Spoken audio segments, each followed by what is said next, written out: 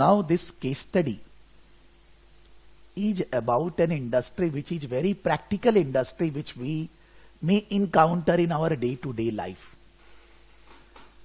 मान लीजिए if somebody in the class has purchased a car, then you went to a dealer shop, you analyze the car, maybe you have seen on the social media which type of car, what is your budget, how you want to purchase, electric car लेना है क्या लेना, मान लीजिए एक experience होएगा. और may be suppose if you have not purchased for yourself, maybe you have purchase for your organisation, for relative, for somebody. तो कार डीलर के पास जाते हैं, टेस्ट ड्राइव करते हैं, देखते हैं, फीचर्स पूछते हैं, and then we decide to buy the car. Normally if you are going for financing, तो आप कोई बैंक वाला वहीं पर बैठा रहता है, आप उससे कनेक्ट करते हैं, किसका इंटरेस्ट रेट वगैरह कम है, किसका बेटर है, आप उससे फंडिंग अरेंजमेंट करके sum down payment you make and then you purchase the car. और if you do have money, you don't want any funding, very well, then upfront you will pay entire money from your bank account by credit card, debit card or whatever, and you get the car. फिर आप car को use करते हैं, चलाते हैं. So when you use the car, you generally require after sales service. There should be regular servicing, free service given by the car provider, given by the dealer. Free servicing based on kilometer, based on months, वो free service हम लोग को मिलता है. लेकिन along with the free service, if there is any paid service required because of any accident, because of any failure or anything, that also we take. And we use the car based on usage of the car, based on the service provided by the dealer or the, you can say, seller. You decide that in future whether you will go for buying any car, whether you will go there or you will go at somewhere else. Because when you are satisfied with one particular seller, then in that case आप उसको याद रखेंगे, आप फिर से गाड़ी वहां लेने जाएंगे, कार लेने जाएंगे. लेकिन अगर आप सेटिस्फाइड नहीं है, not only on the day of purchase but later on after service, sale service also, then you will definitely select other provider. You will definitely compare the prices, but then you are very much concerned what service you got from the dealer, from the place from where you purchased the car. पूरा का पूरा system क्या था, अच्छा लगा कि नहीं. Now this I am saying from the point of view of the customer, but ultimately a car dealer company like this need to think about customer only. When they are able to satisfy the customers, then the business will grow. They will be able to open more and more dealership shops. They will be able to get repeat buying from the customers. The customers will be giving references that whatever we want, the organization need to give that. Organisation वो जब देगा तभी हम लोगों को वो result, माने हम लोग सेटिस्फाई होंगे. If I understand what you all want and if I can give that to all of you, then automatically my tuition, my training industry will grow. मेरा बिजनेस बढ़ेगा, मेरे को कोई टेंशन नहीं लेना है. अगर मेरे को पता है कि आपको क्या चाहिए and which I am offering, then automatically my business will grow. Same thing is there for a dealer. If the dealer know that what the customer wants, and if they are able to provide to the customer what is required by the customer, then the business will grow like anything. So, since this experience we have, I had, you must be having, या नहीं है तो किसी और के लिए कभी लाने गए होंगे, या वो भी नहीं है तो आप एक बार मान लीजिए एक शोरूम में चले जाइए. अगर नहीं है तो कल एक बार चांस लेंगे, कल या आज एक शोरूम में जाएंगे, थोड़ा सा रिसर्च करिए कि आपके मन में कोई कार खरीदने का मन होएगा. अभी आपने नहीं खरीदा है, कौन सी कंपनी की होगी, हुंडई होगी, होंडा होगी, whatever. If you are outside India, और भी कंपनीज है, बढ़िया बढ़िया है. आपका ड्रीम कार कौन सा है, वहां जाइए. शोरूम में जाने का तो पैसा नहीं लग रहा है. Connect with the person, how they are dealing, what they are behaving, कैसे वो बता रहे हैं, कैटलॉग क्या दे रहे हैं, कार के बारे में क्या फीचर्स वो लोग बोलते हैं, फाइनेंसिंग का पैटर्न क्या है, सब समझिए. मत लीजिएगा, क्या प्रॉब्लम. लेकिन यू विल अंडरस्टैंड कि what is the work done by a car dealership company. जब आप जाते हैं कार लेने के लिए तो डीलर क्या क्या करता है, आपको उसका बिजनेस मॉडल समझ में आएगा. सो इन दैट केस आपको एक प्रैक्टिकल ज्ञान हो जाएगा. मेरे को नहीं लगता कि जाने की बहुत ज्यादा जरूरत है, बिकॉज नहीं भी अगर लिए हैं, कभी नहीं गए हैं, तो भी आप खुद मान लीजिए suppose you put on YouTube, when you want to buy a car, then how you will select the dealer, what are the things you will be knowing. YouTube पे भर्ती करके वीडियो मिल जाएगा कैसे से, because nowadays the world is running on videos, not on write up और anything, just videos. जिसको देखो जो भी चीज के ऊपर है वीडियो है, अच्छा ही है, because by looking at something in the video we understand very fast. आपका कंप्यूटर चालू नहीं हो रहा, लैपटॉप चालू नहीं हो रहा, वीडियो देखिए समझ में आ जाए कैसे चालू करना है सब कुछ। So I mean to say that in place of going in the showroom, somebody don't have experience, आप गूगल से 2-4 वीडियो देखिए कि भाई जिसके अंदर कार अगर कोई डीलर से लेना है, डीलर का सिलेक्शन कैसे करेंगे, कार का सिलेक्शन कैसे करें, क्या सोचें, कैसे सोचना चाहिए, आपको जरूर वीडियो मिल जाएगा। जो वीडियो में व्यूज बहुत ज्यादा है, इन लैक्स और थाउजेंड्स एंड ऑल दैट, उस वीडियो को देखिए। 1-2 वीडियो देखने से फीलिंग आ जाएगी कि कार डीलर कंपनी करता क्या है, व्हाट दे यूज टू, माने what they are doing, not use to do, what they are doing, and you can say that what are the challenges in their business they are going to face. Car dealer company में challenges क्या क्या होने वाला है, because the business growth depends upon this aspect. And when we are the finance manager, the job of the finance manager is to maximize wealth of the shareholders. Finance team का बंदे का काम है शेयर होल्डर्स का wealth को maximise करना, लेकिन shareholder का वेल्थ मैक्सिमाइज थोड़ी ना होगा if the other stakeholders are not satisfied, if the employees of the organisation, if the customers, if the suppliers, if the other financers, if the community, अगर वो लोग satisfied नहीं है तो शेयर होल्डर का वेल्थ कैसे maximise होएगा। So ultimately the finance manager need to think about all the stakeholders. तो जब आप ये करेंगे तो आपको दिखेगा कि ये कंपनी में इश्यूज क्या क्या है। Now, not written in the pre-scene, I am saying some general common issues. Suppose there is any car company make a new model. That new model is sold through dealers, and now the car is sold to customers, but the car has some defect which the manufacturer already know, and then to whom the car is sold it is called back. सब जन से गाड़ी वापस मंगा लिया गया, उनको या तो पैसा वापस दे देंगे, दूसरी गाड़ी दे देंगे, लेकिन डीलर को बोलकर सारी कार वापस मंगाई गई। Whether this will affect the dealer business, because dealer is not manufacturer, car manufacturer के तरफ से प्रॉब्लम है, but the car is sold by a dealer. So whether it will affect the dealer business, जरूर, even though there is no fault of the dealer, but फिर भी dealer का business affect करेगा।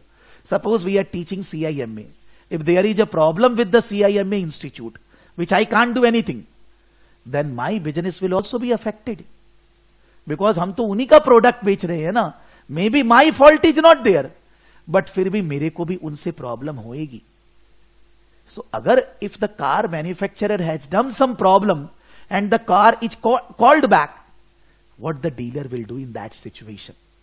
इसका कोई आंसर कहीं लिखा हुआ नहीं मिलेगा। You need to think practically कि आपको इस सिचुएशन में कैसे इस चीज को मैनेज करना है। May be the car manufacturer is saying that we will refund the money. The brand reputation is basically the car manufacturer to him. If suppose I am going to a dealer, suppose Diwar garage in Kolkata, and they are selling say Maruti car, then in the Maruti car which I purchase there is some technical defect, that is Maruti brand will be going down, but how come Diwar garage is responsible? दीवार से मैंने गाड़ी ली है because वो dealer है। सो दीवार से मैंने जब गाड़ी ली, कार लिया, तो क्या इस प्रॉब्लम के लिए दीवार कुछ करेगा, कुछ रिस्पॉन्सिबल है, कुछ करना चाहिए? You understand? So that I am saying that there is no answer written for this in any book. You need to deal your own issue. आपको खुद से समझ के लिखना होगा, कोई इसका आंसर कहीं लिखा हुआ नहीं है। क्या आप बोलेंगे हम कोई किताब पढ़ लेते? पढ़ लीजिए E2 P2 F2, you will not get any answer for this. You can see that, you can do Google search, इससे क्या क्या प्रॉब्लम हुआ, कौन सा कस्टमर ने क्या कंप्लेन किया डीलर के अगेंस्ट में भी। Because when the car is sold, actually the dealer is communicating all the features of the car to the customer, and when those features are not there present in the car, तो आप भी तो unethical है ना। अगर सामान बेचने के लिए अपने कस्टमर को गलत बोल रहे हैं, the communication to the customer by the dealer, not by the manufacturer. And if something there is a problem in the manufacturing, and as a dealer, just to attract customers, I am doing this, I am also responsible. And the customer can file a case against the dealer also. जैसे insurance और ये सब में होता है कि when you are buying an insurance, the other person will be saying that the call is recorded for security purpose. कि कोई गलत बात बोलकर तो इंश्योरेंस नहीं बेचा जा रहा ना. तो वैसे ही डीलर ने गलत बात बोलकर गाड़ी बेचा और फिर वो डिफेक्ट बाद में नजर में आया और डीलर ने ऐसा बोला, गलत बोला था, वो भी रिस्पॉन्सिबल है.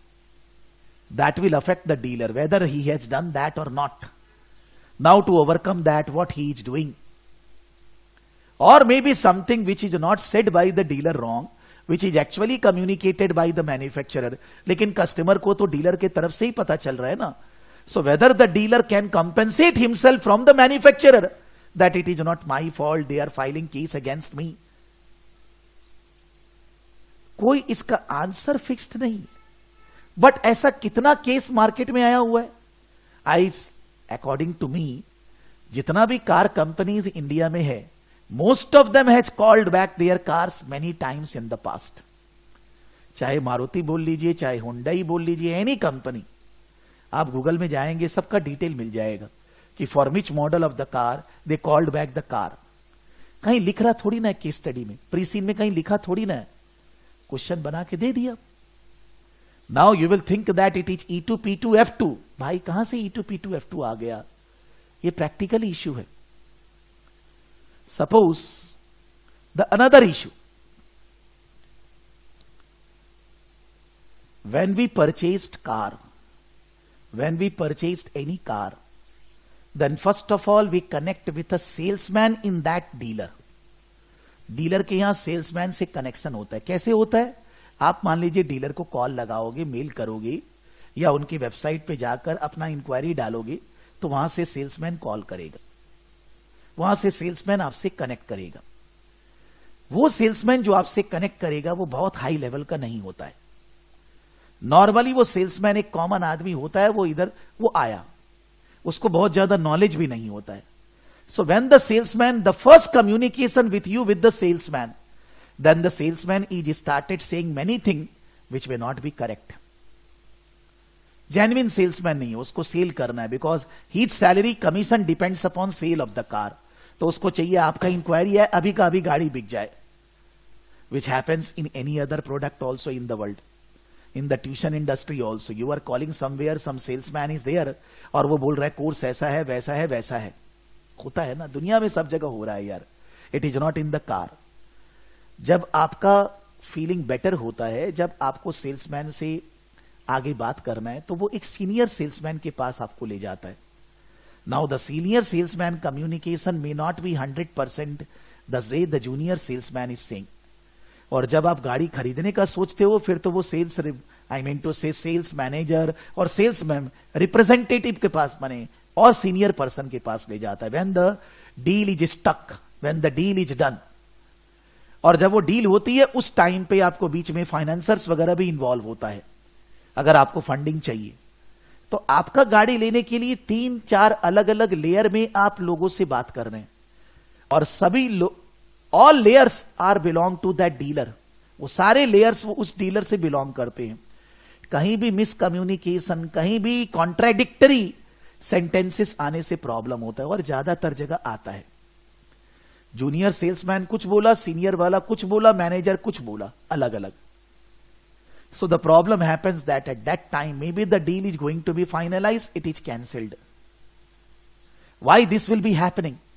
Maybe there is no communication, coordination between the junior salesman, senior salesman, the senior manager and all that. उनके बारे में co-relation अच्छा नहीं है, तालमेल बढ़िया नहीं है. They are not being trained properly. Or maybe they are trained, they are not following the instructions. They are not communicating with each other. They are destroying the value of the organization. मेरे साथ ऐसा हुआ है. अलग बात बोलता है, दूसरा अलग बात बोलता है, फिर वो तीसरा जन अलग बात बोलता है. So that means they are not trained properly. Maybe वो डीलर बहुत बड़ा होएगा, बट हमारे को तो प्रॉब्लम दे रहा है ना. So that destroy your interest of buying a product from that organization. आप उस केस में वहां से बाई नहीं करना चाहते. अब होता क्या है कि मान लीजिए आपने 2 दिन 4 दिन 5 दिन दे दिया, अब आप सोचेंगे दूसरा जगह जाएंगे, फिर ये सारा प्रोसेस करना होगा.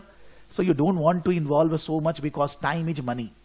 तो आप दुखी हो कि वहां से गाड़ी ले लेते हैं मान लीजिए, and then later on you will decide that अब यहां कभी नहीं जाएंगे because they are not customer friendly, they are not doing the service properly. या दूसरा प्रॉब्लम होता है गाड़ी सर्विसिंग के लिए भेजे, they are taking huge time to return, they are not doing the servicing properly, खाली इंजन चालू किया देख के छोड़ दिया. They are not doing the mobiling or anything, whatever to be done, they are not doing properly. For that, they are asking extra money and all that. That also happens. I mean to say that since ये industry के बारे में practically मालूम है, इसलिए ऐसी बात कर रहे हैं. Otherwise नहीं मालूम होने से तो बात नहीं कर पाते ना. Those problems happens and the dealer need to take care that this should not be happening with them. ये ऐसा प्रॉब्लम डीलर के यहां पर नहीं होना चाहिए. When you buy car, you pay for the price of the car, you pay for the road tax, you pay for the insurance, you pay for the free service, जो भी उसका charges होता है, you pay for the extra warranty or anything. हर चीज का आप अलग अलग पैसा देते हैं, हर चीज का. You pay for different because the car prices and the on road prices are totally different. अभी क्वेश्चन ये आता है कि when you were paying all these money to the dealer, how they will be recording that in the books of accounts? In this case study, guarantee, there is no kintu parantu, there is guarantee that revenue recognition question will be coming in the exam. Not in every paper, but कोई भी अगर मान लीजिए they are preparing 6 sets of papers, 6 में से 3 या 4 में revenue recognition का क्वेश्चन रहेगा. The 5-step principle in revenue recognition. There should be a contract. There should be known obligation and the consideration, the transaction price. Then you can see bifurcation of the price between the different parts. Then recording the revenue based on at the point of time or during the course of time. 5 points analysis based on that answer need to be written. अब ये technical है थोड़ा सा. Revenue recognition become slightly technical, लेकिन technical वैसे नहीं जैसे IFRS में पढ़ते थे एकदम पूरा ही टेक्निकल. जो आपको सिचुएशन देगा आपको तो उसके बेसिस पे आंसर लिखना है ना. तो 50% is technical but 50% is non technical, practical only. Because in a car company, when so many things they are dealing and they are charging a bundle price from the customer, then obviously for each of the portions, you need to bifurcate the sale price. Some of the revenue will be recorded now, some will be recorded later, because it will be in the due course of time, the service will be delivered. तो आपको वैसे लिखना पड़ेगा. You can say that since they have mentioned that they have a group accounts, they have mentioned the consolidated financial statement. They have not mentioned in the pre-scene that whether there is a subsidiary or not. But जब वो लोग लिख रहे हैं कि consolidated financial statement, PL account, balance sheet, कोई ना कोई तो subsidiary होगा. In the intangible asset in the balance sheet, maybe goodwill is there. So I mean to say that relating to group accounts, if we want to grow, we are taking over another organization, doing a joint venture, maybe acquiring some shares as an associate, how it will be accounted for, what accounting treatment will be done for that. Group accounting. We can say that since they require huge assets, the showroom, then the adjacent place and all that, whether those all the shops, all the dealer places, which they will be, they are already having around 214 car dealerships across the world, across the country. So when they will be opening more and more shops, huge investment, capital expenditure required, can they go for leasing? If they will be going for leasing, what will be the benefit or advantage, disadvantage? How the leased assets will be accounted for? We are selling to the customers car on lease, so we are lesser also. 2-year ka lease they have written in the pre-scene for increasing the sale of the car. They are giving the assets on lease, car on lease to the customers for 2 years. and then they are getting back the car from the customers after 2 years. 2 साल बाद उनको वापस मिल जाता है. So when they are getting the money from the customer for 2-year lease, how it will be accounted for? Lesser accounting. Lessee accounting, lesser accounting. In this type of business, since there are so many problems with the customers, with the suppliers, with the manufacturer, with the कोई किसी के साथ भी, so there is a requirement of provisions that when the provision need to be recognized, what is contingency, what is a provision, what is a contingent asset, how it will be accounted for, situations will be coming. These all are technical areas, whether it's a revenue accounting, group accounting, provisions, then what I should say, any treatment on the non-current assets, leasing, lesser, lessee, all these are technical area where the question will be coming, 50% will become technical.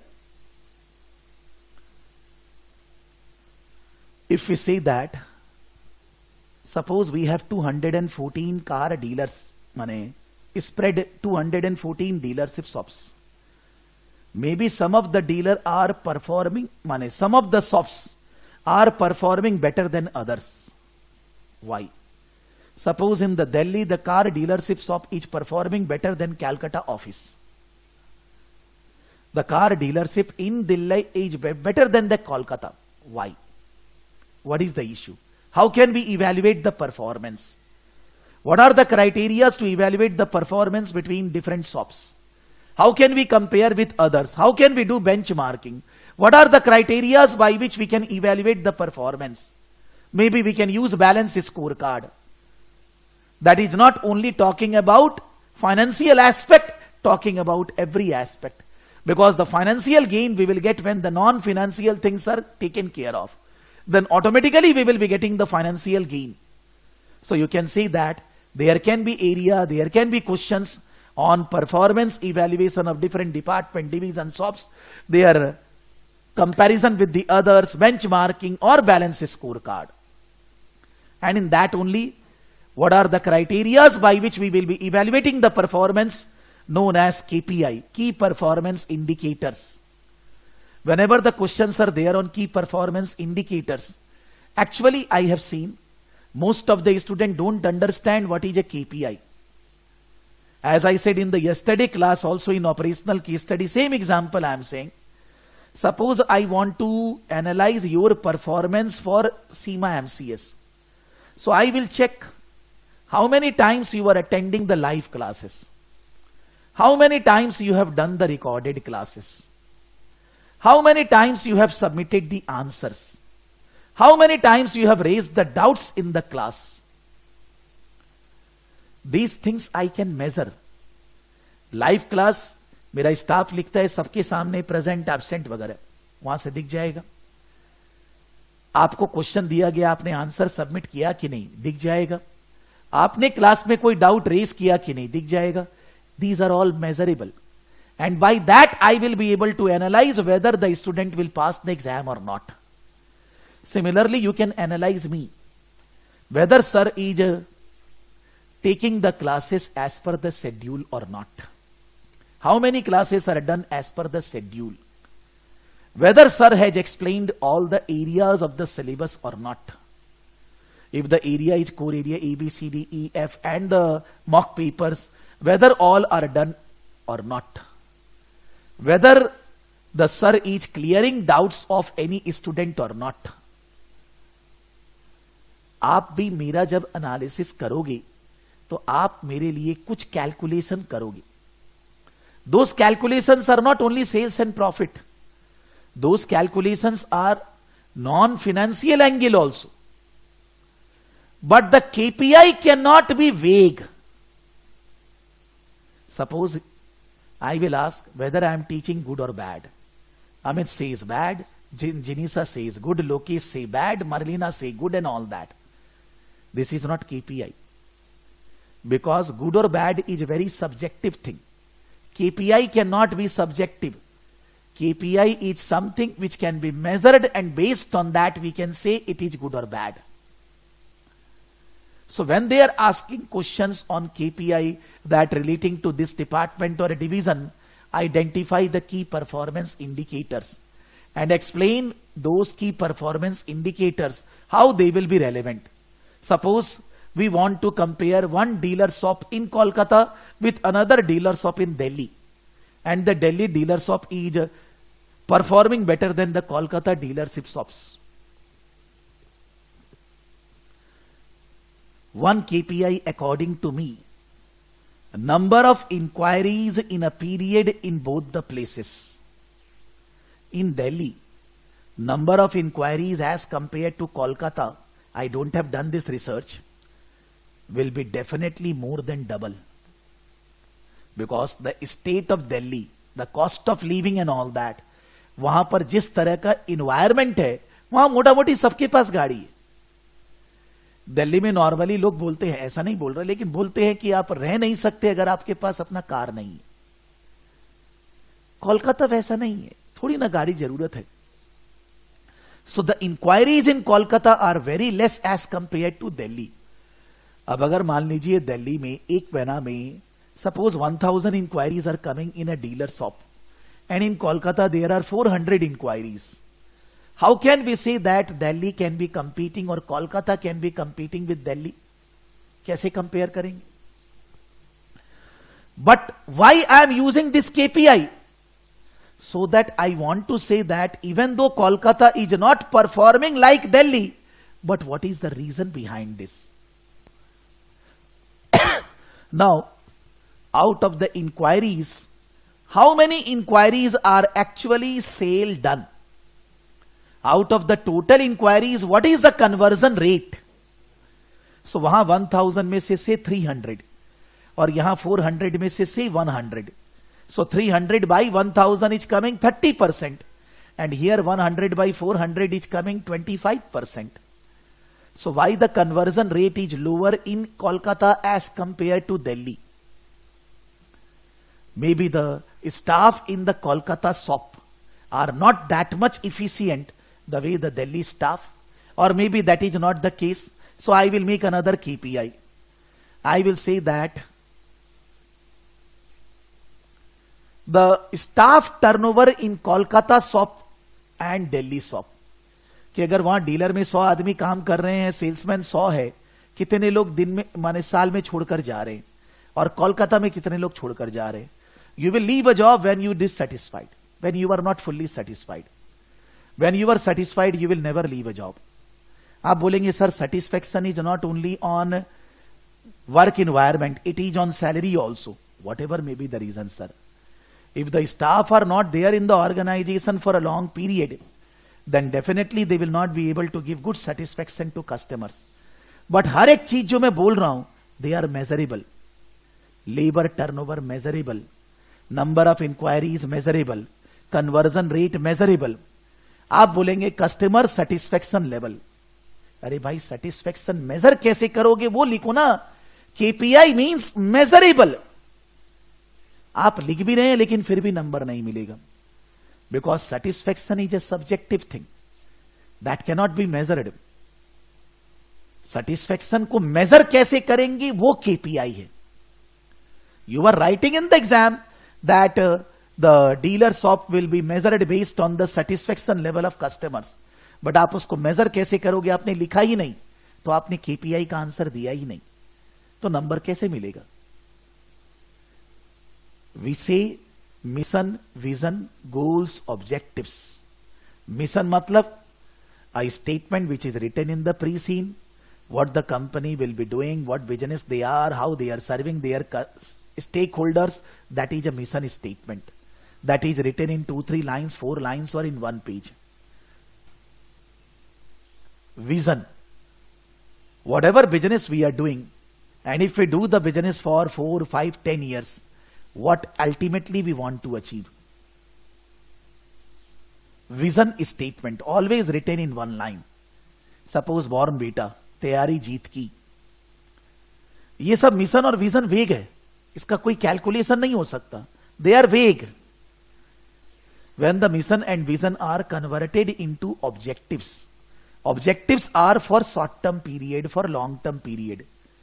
Suppose the objective of the organization to generate good return for shareholders. ये objective है. लेकिन ये objective good return for share holders को measure कैसे करेंगे?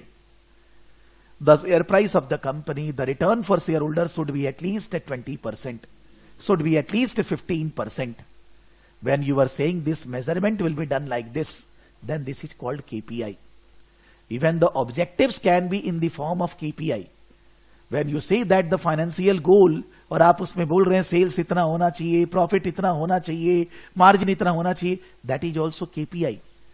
But then the KPI is always in direct calculative manner. And that KPI should be related with the company's mission, vision, goals and objectives. The KPI should be related with the department objectives. And that KPI should be fulfilling the objectives, should be fulfilling that. तो हम लोग जब उसको major करेंगे, then we will be able to improve. We will be able to guide our staff. We will be able to grow in our business. So, relating to performance management, whether a department is performing well or not, whether a division, whether in any dealer shop, whether any area, what performance measures we need to take, how the performance need to be decided, what KPI we can use. For performance we can use balance scorecard, benchmarking, all these techniques we can use. That's a performance evaluation. We can say that they are saying that how the prices for the car is fixed by dealers. Obviously, the car sale price is communicated by the manufacturer, but that is recommendatory. The dealer can sell the car at a lesser price also. And all the dealers in the world are selling the car normally, ज़्यादातर, less than the price quoted by the manufacturer, because they want to sell fast. अब ये competitive market जो India है, India जैसा market में तो car बेचकर कुछ मिलता ही नहीं. When they are selling the car, they are keeping a margin of 1-2%. Even they have written in the pre-scene also, जहां से ये कंपनी है cup car, and they are in well land, वहां भी ऐसा ही. Because of the competition, the car are being sold at just a 2-3% margin. अब 2-3% में तो खर्चा ही नहीं निकलेगा. But when we achieve the target for a particular period, then we get good amount of commission bonus from the car manufacturer. जब वो bonus मिलता है, then we are able to survive. So we can say that how the pricing should be decided. What should be the pricing methodology? Whether it will be market-based pricing or whether it should be cost-based pricing. Market-based matlab the other dealers, how much they are charging, the same price which you charge for sale of the car, or whatever is the cost of car payable to the manufacturer. Based on that we will add some markup and that will be the sale price of the car. दोनों में से क्या होना चाहिए? Normally, since this is a competitive market, market-based pricing is a must. But then the car are not same. Some are luxury cars, some are normal economical car. Luxury car are going to be purchased by luxury person only. They are ready to pay money. For them, money is peanuts. For them, it's chana murra. So for that reason, they are ready to pay extra prices for luxury car. So by changing the feature, or I will say that offering the luxury car, we can charge good prices, which will be giving us good income on the sale price also. That can be based on cost plus markup. That can be based on market analysis also. But for the medium type of car, where the customers are very much cost conscious, there it should be based on market based. जब market में सब जगह गाड़ी का दाम same ही रहेगा, तो फिर आप कहां खरीदने जाओगे? When the car you are purchasing and the prices at different places in different dealers are same, then where you will purchase the car? Actually गाड़ी वगैरह में मैंने ऐसा देखा होता है कि suppose there is a car of 9,80,000. I am talking Indian currency. आप दूसरा डीलर से पता बोलेंगे, वो बोलेगा हम 9,75,000 कर देंगे. Then you will again connect with the previous dealer जिससे आप बात किए थे, हम 970 कर देंगे. ये लोग ऐसे करता है. They dance like this. कि when you connect with another dealer, then the previous dealer will be telling you I will make the price lower than what he is saying, पहले क्यों नहीं बोला? तो अब अल्टीमेटली अब बार बार दोनों से थोड़ी ना पूछते रहोगे, ये इतना बोल रहा है, ये इतना बोल रहे, you come to a conclusion. Normally the manufacturer don't want that this should be happening with a customer. So they don't offer dealership very nearby places. Suppose कोई भी एक कंपनी का मैन्युफैक्चरर है, they are not offering dealer within 5, 10 or 20 kilometers to 2 persons. So if you are, you can say connecting with a dealer, then दूसरा dealer आपको 20-25 kilometre बाहर ही मिलेगा. लेकिन nowadays the customers are very चालू. They go 25-30 kilometers there and they ask with that dealer also. अब you cannot have only one dealer in entire Kolkata, in entire Delhi. There will be other dealers also. So उससे problem आती है कि customer connect with different dealers to analyse the prices, because गाड़ी तो कहीं से भी मिले यार, घर पे पहुंचा के जाएगा, देयर इज नो प्रॉब्लम, और I can take delivery one day from there. So the problem is that maybe you will say market based pricing, but market भी तो फिक्स्ड नहीं है ना. For the same type, same model, same manufacturer, the market price at two different dealers are different. So ultimately we need to decide in our mind what is the minimum price we are going to charge for sale of the car. That minimum price depends upon, you can say season, maybe Christmas, Diwali, Durga Puja, or maybe non-season. In the season the target for achieving the sales is different. In the non-season the target is different. Based on the target which you want to achieve, you will set the prices. And maybe others are charging less, you can't charge lesser than that. आप उससे कम नहीं कर सकते. So you need to offer customer friendly environment. You need to offer better after sales service. अगर कोई दूसरा dealer 5,000 कम बोल रहा है, $5,000 और $200 less, $100 less, you should be having something to offer which the other person is not offering. Because बहुत सारा चीज है, एक्सेसरीज है, ये है, वो है, आप कुछ ना कुछ ऑफर करके अपना प्राइस पे भी कस्टमर को मनवा सकते हैं. That technique you should be having to deal with the customer, because customers are not only concern with the prices, because it is not a ₹2, ₹5 thing, it's a big amount investment. So the customers are concern with the prices along with that the other services also. So if those other services are better than the other car dealer, then in that case you can attract them better.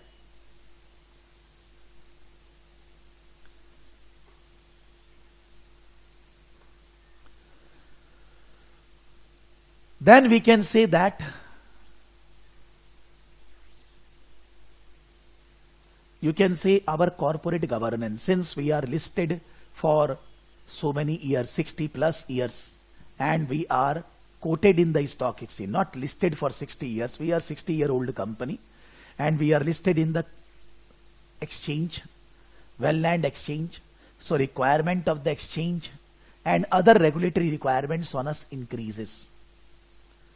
The trading of shares or whatever the regular documents we need to submit to the regulatory authorities, that all increases, because we are a public company listed in the stock exchange. So we have extra responsibility to prepare the books of accounts following the IFRS, and all these things are there.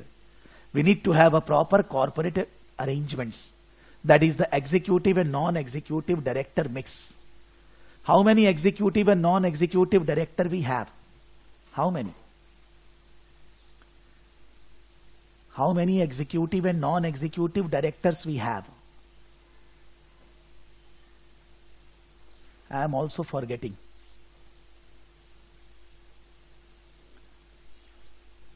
Board structure 17. So board structure, there is a CEO. Under the CEO there are 4 directors, so total 5. And then the company includes non-executive director. The non-executive are, one is the chairman and then the other 4. Anything other than this not written.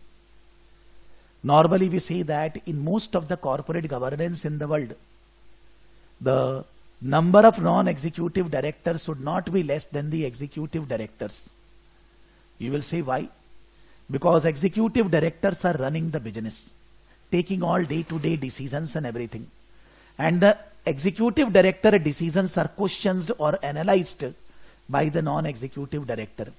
So if the executive directors are 5, and here the non-executive are 4, excluding the chairman, we don't consider chairman as a part for this. So non-executive director are 4, but the executive directors are 5. So if the 5 persons together are doing something wrong, then the 4 persons cannot stop them. It's difficult.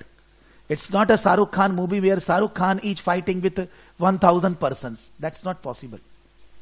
अगर 5 executive है तो 5 non executive होने से the wrong thing will not be done in the organization. Now, the corporate governance in some part of the world is principle based, and some part of the world it is rule based. Like US Sarbanes-Oxley Act SOX, corporate governance is rule based. वहां पर company listed है तो 5 non executive director has to be there for 5 executive.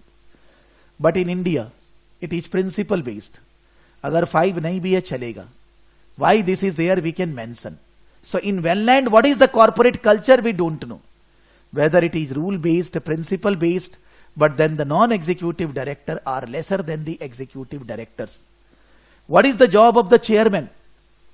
The chairman job is to convene the board meeting, call all the board members, discuss something properly in the board meeting, take the leading step in deciding something in the meeting, because chairman का काम है meeting convene करना, बनाना करना.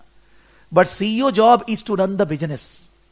So chairman, you can say, controlling all executive, non-executive directors. So chairman is treated as not a person for balancing purpose. For balancing purpose, we consider other than chairman, the non-executive directors should not be less than the executive directors. And then the knowledge of the directors, how long they are the directors, what is, I mean to say, there is nothing written here, whether they have different types of committees or not. Whether the remuneration committee, nomination committee, audit committee, obviously non-executive directors are there. They must be having. Audit committee job is that internal control, auditing is done properly or not. Remuneration committee, whether the executive directors are paid proper remuneration or not. Nomination committee, if a new person need to be appointed as a director, then who will be that person, nomination for that person. Then there is a risk committee, what are the risks in the company, how they are being managed, who is managing all those risks and all that. Normally in all those committees, these non-executive directors are members. And through those committees, they control executive directors' operations, decisions and all that. So in a listed company in all over the world, the directors should be executive, non-executive should not be less than executive. Their knowledge, how the meetings are conducted, and whether the committee structure is not, all these are called corporate governance. Corporate governance, separate topic is there in your syllabus strategic level. But if you go through with your E2, थोड़ा बहुत corporate governance उन्होंने बीच बीच में लिखा है. And in the exams, not very detailed, but sometimes they ask questions on corporate governance application, also basic understanding. Because this, whatever I am saying, this corporate governance in Seema is there in BA2, in certificate level. BA2 के अंदर भी ये basic corporate governance डाल दिए. तो वो लोग सोच रहे हैं कि स्टूडेंट अगर माने management case study exam is given, some basic corporate governance guidelines, they should have the knowledge. अभी क्वेश्चन ऐसा थोड़ी ना आएगा corporate governance लिखो. Not like that. Suppose one of the director in the company wants to leave. Suppose you can say that Anas AI Atras wants to leave the company, non-executive director वो और नहीं रहेंगे. Now the difference in the directorship has increased further, 5 and 3. And replacing a director by one person to another person is not very easy. You are not getting this type of person outside your gate. So when some person is leaving the organization, and if we are not analyzing what is the reason for the leaving, what issues are there, we can manage. We can see that the person should not leave, or maybe he is leaving, he or she, for the time being when the new person is not appointed as director, he can serve. When the new person will be coming, he can induct him, he or she can guide him. That is required. Suppose one of the director in the company wants to sell his shares. Now the director, executive directors has good amount of shares. If they start selling the shares, there will be selling pressure in the market. And then in that case, there will be, what I should say, the share prices will be going down, so shareholders' wealth will be going down. So you as a finance manager, what is your suggestion in this category? In this case, we will say that the person, the director who wants to sell the share, why he is selling? He wants money. Because he is in need of money. For that reason, he wants to sell the shares. Why not the other director purchase those shares? Why not it becomes a block deal? One director is selling shares to another director. Or maybe if the other directors are not interested in purchasing, why not it can be done as an off-market transaction, not an on-market? Why not we can ask some banks, financial institutions, somebody to get his shares, so that the selling pressure will not be coming in the market and the shareholders' wealth will not be deteriorated. We can ask the person to not sell the shares in one go all. He can sell in part, so that the pressure will be less. Questions had come in the past relating to one of the director leaving the organization. One of the director wants to sell the shares. How can we handle? What we can do? That type of questions already come in the past. Or yeah, suppose questions are on ethics. Ethics matlab, if for selling a car we are saying something wrong to customer, not communicated properly or anything, that is ethics, wrong thing. That ethics is also related with corporate governance. The corporate governance is not at the appropriate level. For that reason, the staff is able to say wrong thing to sell the car. Why they are not trained properly? Who is the responsibility of HR? What they are doing? And when this is being communicated, what the non-executive director are doing when the HR is not performing properly? What is the issue? Now here there is no separate HR director. There is chief operating officer, marketing, technology director, finance director. The operating officer is looking after human resource. And the number of employees in the company is around 25,000. A person who is operating officer has other responsibility, can manage the 25,000 employees. It's a question mark. It's a difficult thing. If any time any problem arises, then the person need to fully focus for managing that issue. So giving dual responsibility to this, what do you say, chief operating officer is also a problem. You can say that the question will not be asking that corporate governance likhiye, but the question will be practical oriented, which will be asking how this issue can be managed, what should be done in this issue, and if this will happen, how it is going to adversely affect the company or how it is going to positively affect. ऐसा कुछ ना कुछ बना के पूछेंगे. So थोड़ा सा basic understanding of corporate governance होना पड़ेगा. You can see that in the case study, the financial statements are given. Relating to the financial statement, the ratio calculation, gross profit margin, increase in revenue, administration expenses increase, selling expenses, सब कुछ ratio, जो भी percentage वगैरह आपका calculate करके याद होना चाहिए. Because in the exam, nobody want you that you will show calculation 1156 by 4448 gross profit margin. Because this case study is released in the month of September end. So you can see September गया, October, November, December, January, February, 5 महीना से ये case study है. तो student के पास जब case study already there, then ये थोड़ी ना एग्जामिनर सोच रहे कि आप कैलकुलेशन दिखाओगे ग्रॉस प्रॉफिट का. आप कैलकुलेशन करके रखिए, आप अपना आंसर्स में ग्रॉस प्रॉफिट मार्जिन को यूज करिए. Straight away writing the percentage and use it. So all the calculations in the financial statement, basic ratios, gross profit margin, operating profit, net profit margin, growth in different expenditure, sales, ये सारा चीजें आपको पहले से calculate करके रखना है, याद कर लेना है. याद मतलब I mean to say I'm not asking you to mug up, but then if you read 2-3 times the ratios which are shared with you, then in that case when the questions will come, you will be able to use those ratios. बोलेगा question कहां use करेंगे? हर तरह का question में use कर सकते हैं. Suppose I said performance evaluation. and you want to set a KPI for the profit margin or something. So you will say that presently the company's gross profit margin, presently the company's operating profit margin is this. अभी company का operating profit margin ये है. तो future में क्या होएगा? Future में the target will be based on what we have at present. जो हम लोग का अभी है, फ्यूचर में वैसा ही टारगेट होना पड़ेगा for different different departments, divisions. और if the target when we compare with others, benchmarking with others, we find that our return is less, then the target for the future period will be greater than what we have at present. So you can use the percentage to explain that why we are setting the target high. And at the same time, you can say that any percentages and all that can be written in the corporate governance or ethical question also to justify something. So all the percentages are given here. सभी percentage यहां पर आपके लिए दिया हुआ है. वो percentages आपको याद रखना पड़ेगा.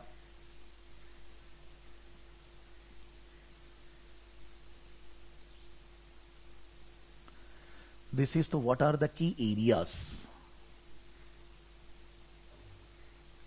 Then there is pre-seen based quiz, and then there is these ratio calculation for our company Kapkar and for our competitor. दोनों के लिए रेशियो निकाला गया है. These ratios will be indirectly used in every question, and you need to remember these ratios properly, because in the exam you don't have time to calculate, and in the exam nobody is asking you to show the answer by calculating ratios. What is the growth in revenue and expenditures? What is the, what do you say, activity ratios, inventory turnover period, receivable period, payables period, what is debt equity ratio, what is interest coverage, what is return on capital employed, what is return on equity. ये सब ratio आपका calculate करके figures आपके पास ready होना चाहिए, so that when they need to be used you will be able to use them. मान लीजिए शुरू में core area ABCDE when you are writing, you don't remember, आप ये वाला नोट्स खोलेंगे, रेशियो जो है उसको यूज करेंगे वहां. 2 बार 4 बार जब खोल खोल के देखेंगे तो ऑटोमेटिकली दिमाग में बैठ जाएगा till the time when you want to give the exam.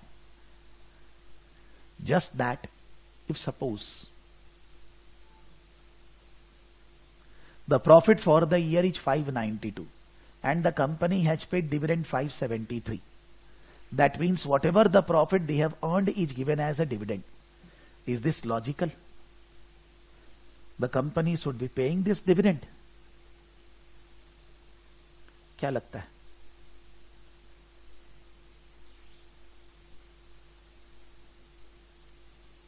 What do you think? No. Why no? Why the company should not be paying this much dividend? Should be added with reserves? ऐसा answer नहीं चलेगा sir.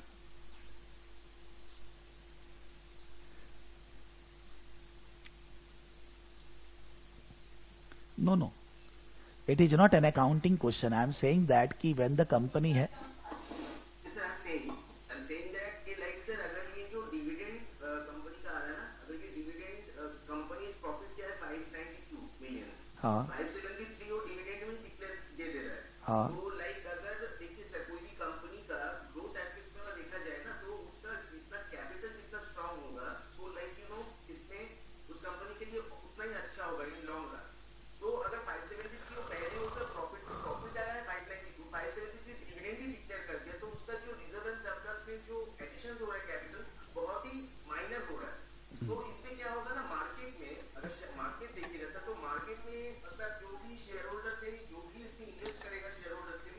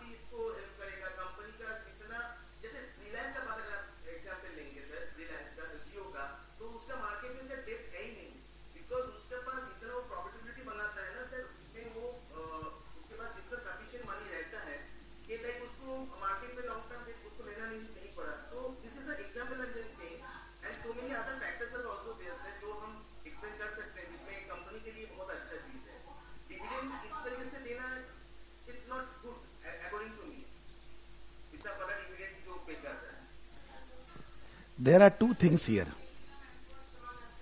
One thing is what is our past history relating to payment of dividend. So if in the past we have paid regularly good amount of dividend, then the shareholders, those who have invested in the company, they have already have in their mind, कि if I am purchasing this company shares, then I will be getting good amount of dividend. Like suppose I am giving practical example, Hindalco. Hindalco हर साल बहुत बढ़िया dividend देता है, बहुत अच्छा. तो अब वो continuously when they are giving good amount of dividend, अभी एक अचानक से साल में आके वो डिविडेंड नहीं देगा, generally the share holder will not like that. Suppose Coal India government का कंपनी है, भर्ती करके डिविडेंड देता है. State Bank of India, the share prices are also increasing but भर कर डिविडेंड देता है. Normally I will see that कि सपोज एक साल में मेरे को स्टेट बैंक ऑफ इंडिया से कम 20 से 25 हजार का डिविडेंड मिलता है. They are paying very good amount of dividend. So when the share holder are investing in those stocks where the dividend is already very good amount regularly, now the company has to pay dividend in the coming year also properly, because otherwise the share holder will not like, because they have invested in the company for getting dividend only. And if the company is not paying dividend, they will be dissatisfied. They will sell the shares. The selling pressure will reduce the wealth for the shareholders. दूसरा बात, what Janisa is saying, the question of just adding in the reserves, money kept idle is not logical. If we have certain investment projects possible where we can invest the money, then तो हम लोग सोचेंगे ना shareholder को dividend नहीं देंगे. But if the company don't have any projects or anything to invest, then keeping the money idle, better that to give to the shareholders. Let them want to invest wherever they want to invest. These two things are important in deciding whether the company should be paying dividend or not. Now nothing is written in the pre-scene. कुछ लिखेगा नहीं वो लोग. ये जो business हम लोग कर रहे हैं, the car dealership business, what do we think? Do we require investment in the business again and again further, whatever our situation, for doing new projects? And if you say that yes, then what are the areas where we can invest our money? कहां पर invest कर सकते हैं? Whatever business is of the company that we know. तो अगर कोई नया project वगैरह करना है तो पैसा कहां लगाया जा सकता है?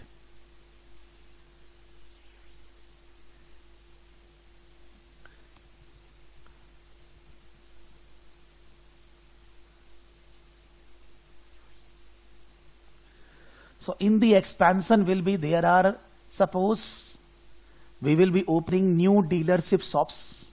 We require place, we require the furniture and all that. We can acquire another dealers, those who are, you can say, offering another car, another manufacturer car, उनको acquire कर सकते हैं. We can offer in a new dealership, new car manufacturer. Maruti का car बेचते हैं, Hyundai का भी car बेचेंगे. But in one dealer shop you can't sell both the car. एक जो डीलरशिप होता है वहां पर एक ही कंपनी का गाड़ी बिकता है. अब जो कंपनी है, जो डीलर है, वो 214 डीलरशिप खोल के रखा है. So in one place they are selling Maruti, in another place Hyundai, in another place Honda, in another place this. That is possible. But उसको फिर अलग अलग फ्रेंचाइजी लेना होगा सबका. So maybe you can take franchisees of the other car manufacturer which you don't have. You can say that कहीं पर अगर डिमांड बहुत ज्यादा है in a particular dealership shops, you can take more space there to present the cars in the showroom, outside the showroom and all that. You can expand in other country. You are already in the land. You want to expand in other countries also for relating to car dealership. They have said that we, in total, there are 5,000 dealer shops and we are 214, around 4% approx. So there is good scope for improvement. There are expenditures can be done. Capital expenditure projects are possible. So the money can be invested in those places when we can say that the return from those investments will be greater than the return which the shareholder can get from the dividend. We can convince the shareholder Normally, maybe we are paying good amount of dividend in the past. We should be paying now also. But then if we have handsome projects where the return will be very high and we communicate to the shareholders effectively that why we are paying less dividend as compared to earlier years, that is possible. वो जो आप बोल रहे हैं capital ज्यादा होता है वो भी चलेगा, बट उसमें कैसे बोलना है? कैपिटल या रिजर्व्स, मतलब आप बोल रहे हैं डिविडेंड देने से हम लोग का कैपिटल रिजर्व्स कम हो गया, so our debt equity ratio will be reducing. But then even after paying dividend, we need to check what is the debt equity ratio after paying this much dividend. So the equity is 2238 and the debt is 650. So it is basically 4:1 approximately. 2400, 600, 4:1. Not exactly 4, 3.5:1 मोटा मोटी. I can say that out of 2800, 650 is 20%.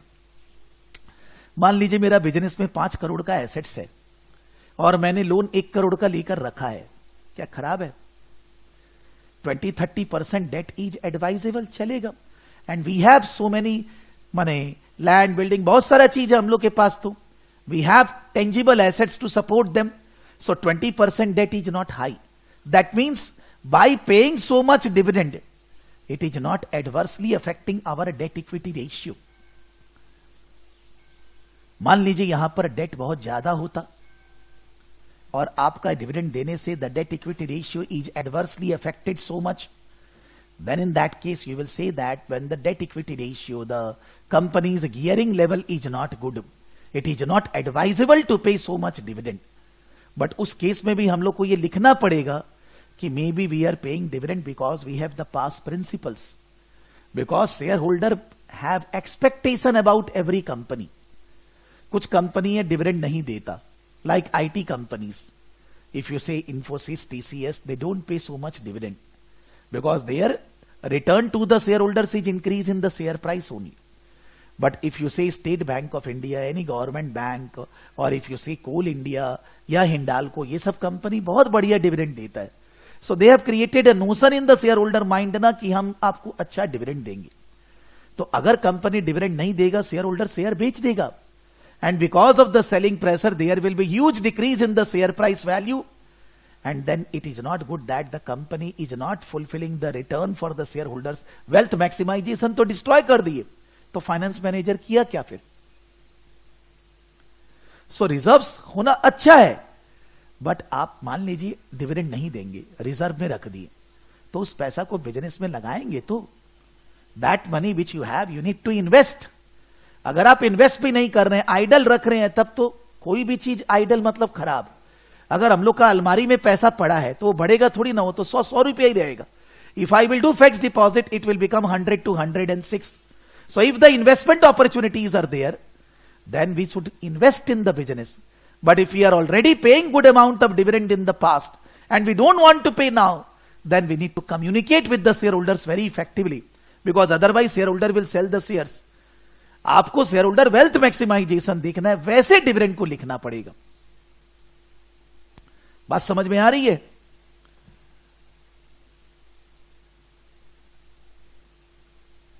Normally we say that if I have 100 rupees in the business, then normally the debt should be within 50, आधा से कम. अब this is not a thumb rule. Maybe suppose in an industry, we need to check other companies also. Maybe suppose in an industry the debt is 60-70%. हमारा भी चलेगा. The debt has an advantage. You need to pay to the debt holder the fixed interest. So whatever you will earn extra, that will be in your pocket. But the debt has a disadvantage commitment. You need to pay the interest. You need to pay the principal back. But if you can serve the debt, then it's okay. So normally on thumb rule we say less than 50% is adequate debt. और यहां तो 20% है. So 100 रुपए का business में 20 रुपए का तो लोन ले ही सकते हैं. Otherwise how we will do the business? And the interest is giving you tax benefit. अगर हम लोग इंटरेस्ट कवरेज रेशियो वगैरह निकालेंगे, बहुत अच्छा है यहां पर सब. तो यहां कोई ऐसा प्रॉब्लम नहीं है कि डिविडेंड दे रहे हैं तो रिजर्व इतना गिर गया, कैपिटल इतना गिर गया कि we are not able to sustain and all that. ऐसा कुछ प्रॉब्लम नहीं आ रहा है. हाँ, ये जरूर बोल सकते हैं by paying this much dividend how we will invest in the business. So that depends upon whether the projects are there or not and what is our past history. Because past details are not given. खाली current year का dividend है ना आपके पास, पहले का तो data है नहीं.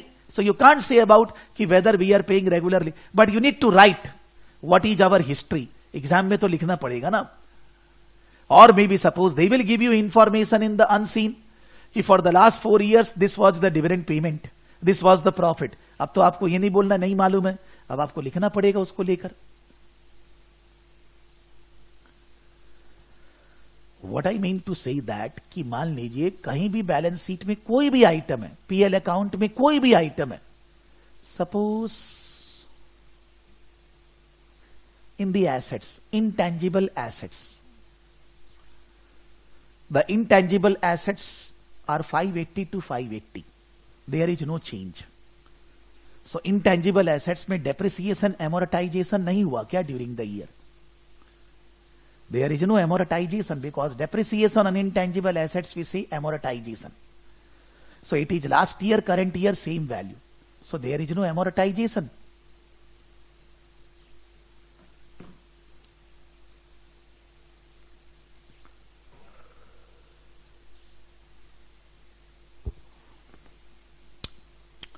There are two types of intangible assets. One is intangible assets having definite life, and one is intangible assets having indefinite life. If I will say that this intangible assets includes goodwill when we acquire another subsidiary, so goodwill amortization is not happen. Goodwill का amortization नहीं होता. We test the goodwill at the end of the year for impairment. Maybe there is no impairment in the goodwill. The subsidiary where we have invested it is still behaving very well, अच्छा काम कर रहा है, तो इसलिए उसका goodwill का value is still remaining the same value. There is no impairment in the goodwill. Or maybe that whatever is the amortization, that is the addition. जितना depreciation हुआ उतना ही intangible assets और खरीद लिए. You purchase 100 का assets, 100 amortization, so value remain 580 only. क्या अंदर पे चेंज है वो बोलेगा थोड़ी ना, हम लोग को अपने आप सोचना है. चांसेस है गुडविल ज्यादा, सो गुडविल को ग्रुप अकाउंट से कोरिलेट कर देगा. What is goodwill impairment? Why there is no change in the intangible assets? Some of the director are discussing. You as a finance manager please explain why the goodwill has not gone down. तो आप बताएंगे goodwill कैसे निकाला जाता है और उसका indefinite life होता है, तो इसलिए at the end of the year impairment होता है, वो सब बताना पड़ेगा. कोई कैलकुलेशन नहीं करना है कि गुडविल निकालिए. When we are studying accounting subject तो गुडविल निकालना सीखते हैं, यहां गुडविल निकालना नहीं है. लेकिन आप जो सीखते हैं अगर वो ध्यान ही नहीं है तो आप लिखेंगे कैसे कि गुडविल का इंपेयरमेंट क्यों नहीं हुआ? How you will write? You can't right ना. सो इट इज 50% प्रैक्टिकल, माने technical, 50% practical. But other than accounting area, other than capital budgeting area, the technical aspects are very less. कोई भी आइटम से related कुछ भी चालू हो सकता है. वो लोग normally relating to property, plant and equipment, further acquisition, disposal, revaluation and all that they ask in operational की स्टडी, बिकॉज वो लोग बच्चा लोग हैं. आप लोग को वो लोग प्रॉपर्टी, प्लांट एंड इक्विपमेंट में रीवैल्यूएशन ये सब नहीं पूछता. आपको वो लोग impairment, amortisation, intangible asset changes, or maybe I can say that leasing, dividend, provisioning requirement, those are not there in the operational syllabus. Provisions accounting standard वह है ही नहीं, so वो सब आपको पूछा जाता है. Group accounting वह है ही नहीं. Earlier it was there in SEMA before 2020 in operational level also group accounting, but from 2020 onwards they have removed the group accounting from operational level. So group accounting तो आप ही के पूछा जाएगा ना. So those areas which are important areas, that technical knowledge we should have. As I said many times in the WhatsApp message even 1 month back also कि भाई आप लोग एक पहना में थोड़ा अकाउंटिंग वाला रिवीजन कर लीजिएगा. मान लीजिए नहीं किए, कोई टेंशन नहीं, इतना टाइम है कि आप कर सकते हैं. बट अब नहीं करेंगे तो गड़बड़ होएगा. If I am giving a question on accounting area, you don't know, you don't remember, करिए वीडियो, रिवाइज करिए, रिसर्च करिए, उसके बाद उसका आंसर लिखिए, करना पड़ेगा. Now is hard time. You have to start. अभी से स्टार्ट करने से adequate time, as I said in the beginning, proper time है, कोई प्रॉब्लम नहीं है. We need to compare our performance with our competitor. There revenue are less, but their profit margin are better than us. Their return on capital employed is lower than us. Their, what do you say, the changes in the most of the items are like us only. So this we can say that I industry norm. Industry में ऐसा ही चल रहा है, सब ऐसे ही काम कर रहे हैं, इंडस्ट्री में ऐसा ही रनिंग है, ऐसा ही सिस्टम है. This is running in the industry like this. Maybe they will give something else in the exam by giving some extra scenario. हम लोग भी करेंगे, वो एक्स्ट्रा सिनेरियो को देकर कुछ पूछा जाएगा. If it is franchisee licence and you are paying from the franchisee suppose 100 crore, so that license, franchisee license, you will be using for a period na, 4 years, 5 years and all that. So that is an intangible asset, because on a paper it is written Prakash Saraf is the franchisee of Maruti company. Prakash Saraf, son of Shyam Sundar Saraf, in the this that, ऐसा लिखा जाता है. So anything on a paper or in a pen drive are intangible. So franchise licensing fee we are paying, that is a intangible assets. But then when we are opening, purchasing land, building, furniture and all that, they become property, plant and equipment. So under intangible assets, the franchisee licenses may also be there. बोलेगा उसका amortization नहीं हुआ, होना तो चाहिए. The franchisee license is not forever. लेकिन car dealership में मेरे को ऐसा मालूम नहीं है पर्सनली. कार डीलरशिप में मेरे ख्याल से उसका कोई पीरियड नहीं होता है. The licensing fee remain with the manufacturer. The manufacturer will remove your license when your performance is not good, when you are not able to sell the car, when you are not improving your showroom and all that as per the standard of the manufacturer, तब गड़बड़ होता है. Otherwise आपका license fee वहीं रहता है. So maybe relating to franchisee license fee also, it is having indefinite life. There is no amortization required, only the impairment testing. Our sales have already gone up, so sales gone up, profit gone up. तो हम लोग तो अच्छा ही perform कर रहे हैं. There is nothing written in the pre-seen that we have violated something, so the franchisee licence is also not amortised. ऐसा हो सकता है, वो भी एमोरटाइज नहीं हुआ, because it is still having the same value which was there last year. We are doing good business. When nothing is written with the figures we are assume कर रहे हैं like this. But what they will ask relating to accounting part, I don't know. According to me, the important area, group accounting, revenue recognition, leasing, and provisions. These are the 4 areas which are more important. So provisions से related IS 37, leasing से related IFRS 16, revenue से related IFRS 15, and then intangible assets, impairment and all that, IS 36, IS 38, वो सब कर लेना चाहिए. Because उनको करने से you will be able to write better. And group accounting, IFRS 3, IFRS 10 and all that. जो जो क्लास में कराया गया नहीं पढ़े हैं उसका रिकॉर्डिंग 2-4 दिन में कंप्लीट कर लीजिए. कोई सम सॉल्व नहीं करना है, but technically become perfect. When there is a parent subsidiary, what is a control? What are the criteria for control? When there is a subsidiary associate, what are the criteria for associate? Because वो लिखना पड़ेगा. That is technical. Don't try to mug up. हमको भी language नहीं याद है IFRS का, but I can write in my own words. So मान लीजिए पहले नहीं किया, अभी कर लीजिए, चलेगा, कोई बात नहीं. But that is technical area, that cannot be done by your common sense practical knowledge. उससे नहीं होएगा वो. You require the technical knowledge of accounting area. somebody will say that sir मेरे को अकाउंट्स अच्छे से आता है. जैसे मान लीजिए मेरे को आता है, मेरे को कुछ पढ़ने की जरूरत नहीं है, बहुत बढ़िया है. You are very well prepared for most of the technical area of the syllabus. But जिसको लगता है नहीं आता है, नहीं पढ़ाई किए, कर लेने का टाइम है.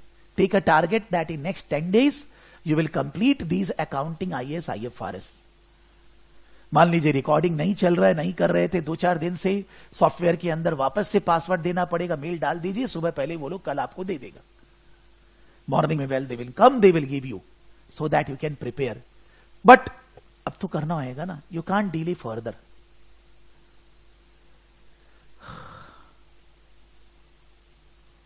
then you can say, suppose the development of electric car, or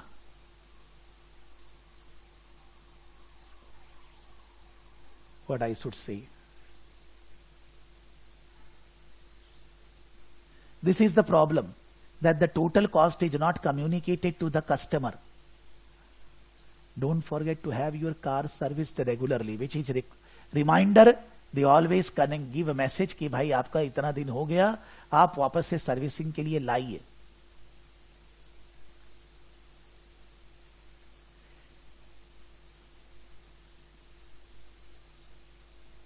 X demonstration means road tax, insurance, further guarantee, warranty services. These are those called.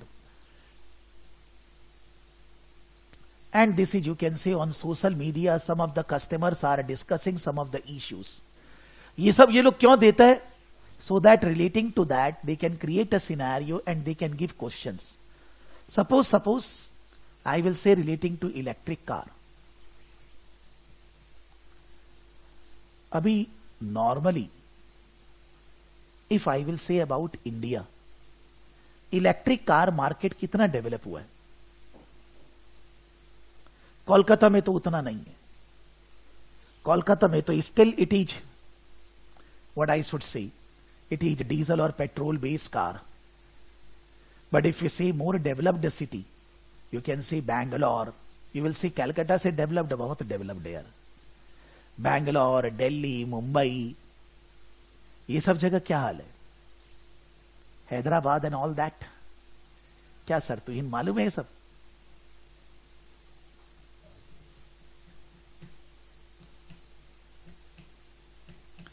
Kolkata पीछे है सर. कोलकाता में सब चीज एकदम लास्ट में आता है.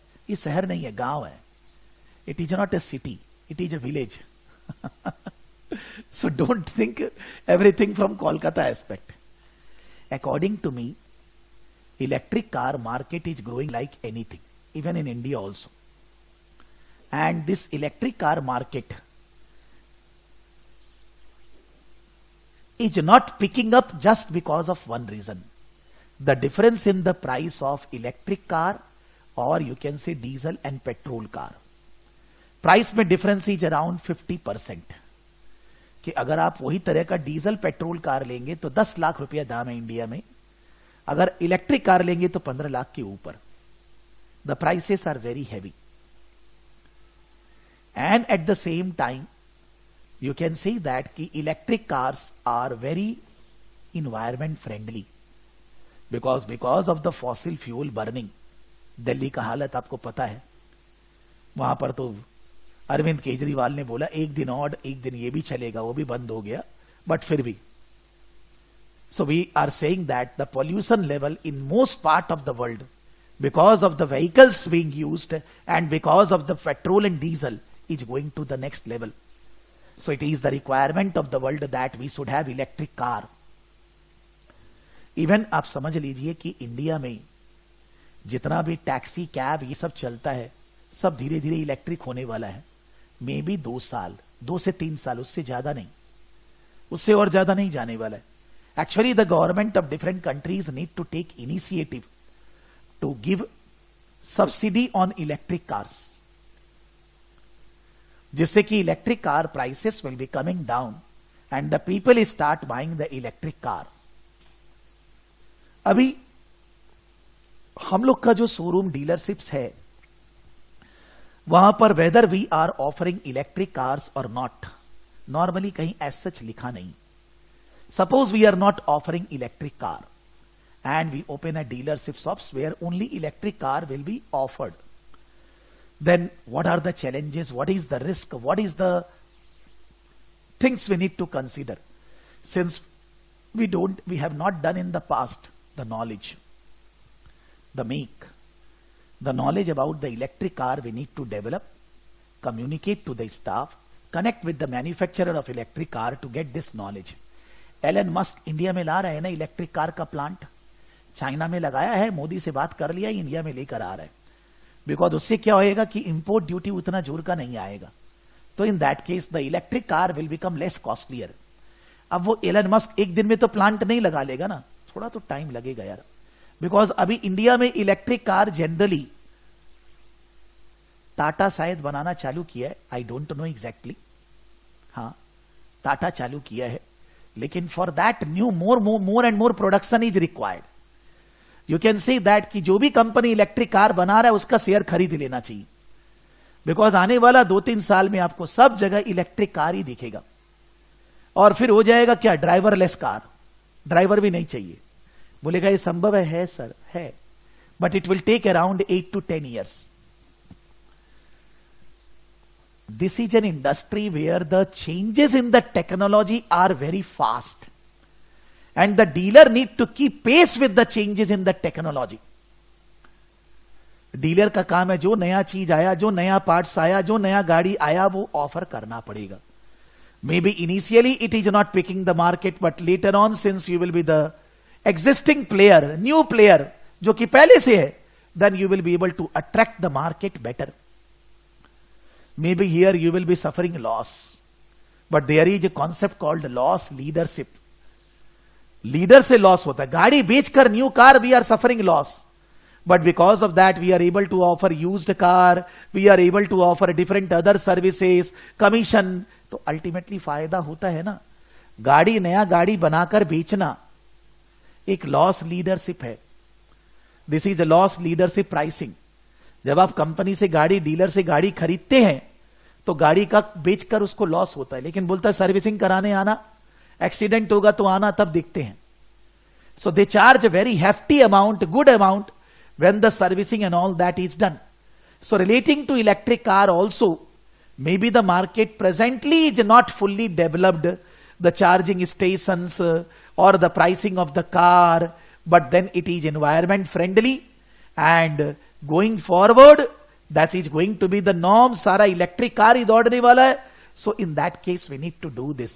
We have to have a dealership where we will offer electric car, train our staff, make them manageable, and they need to convince to the customers to take the electric car, because we need to concern with the environment also. So, मान लीजिए relating to electric car, they created something, a dealership which require this investment, what will be the cash inflow and all that, capital budgeting, NPV, IRR, उसी में electric car dealership में हम लोग गाड़ी का पैसा मिला, भाड़ा पे दे रहे हैं, लीजिंग में दे रहे हैं, and then how it will be accounted for in leasing, इधर उधर सब मिला दिया. The entire paper is prepared और given based on electric car, सारा उसी के ऊपर दे दिया. You can expect कि सब कुछ, whether P2 area, whether E2 area, whether relating to F2, everything is given based on electric car. क्या बनाएगा वो तो मालूम नहीं है ना. Why these details are given? To create scenarios. जो मार्केट में चल रहे जो इश्यूज है उसके बेसिस पे सिनेरियो क्रिएट करके स्टूडेंट से क्वेश्चंस पूछना. और कोई भी ऐसा क्वेश्चन जो हम लोग, मान लीजिए कोई भी सिनेरियो जब मैं बोल रहा हूं, यू आर रियलाइजिंग दैट कि वो सिनेरियो के अंदर कोई किताब में उसका आंसर नहीं है, बुक में. You will refer F2, P2, E2 material, कहीं आंसर लिखा हुआ नहीं मिलेगा. So when I mean to say when I teach the F2 area, then I always say to the CIMA student, भाई आप उन लोग के जैसे नहीं, आप कॉन्सेप्ट लिए 1-2 क्वेश्चन लिख के कर लीजिए, so that your knowledge is there, so that you can apply. But अभी जब मैं बोल रहा हूं तो मैं बोल रहा हूं अब 1-2 आंसर लिखिए भी मत, लेकिन एटलीस्ट वीडियो तो कर लीजिए, and then whatever question I will be giving here, उनका आंसर लिख दीजिएगा, या उनका आंसर लिखने के टाइम पे you revise the stuff, you do the videos, so that you can write better. लिखना तो अपने लैंग्वेज में ही पड़ेगा. And those which are not technical, वहां तो कोई टेंशन ही नहीं ना, वहां तो प्रैक्टिकल बनना है. देयर तो you can do common research from Google, chat GPT and what ever. Suppose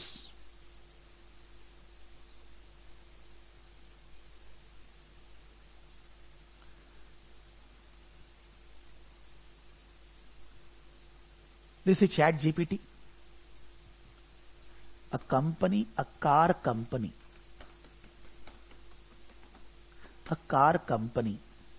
is having debt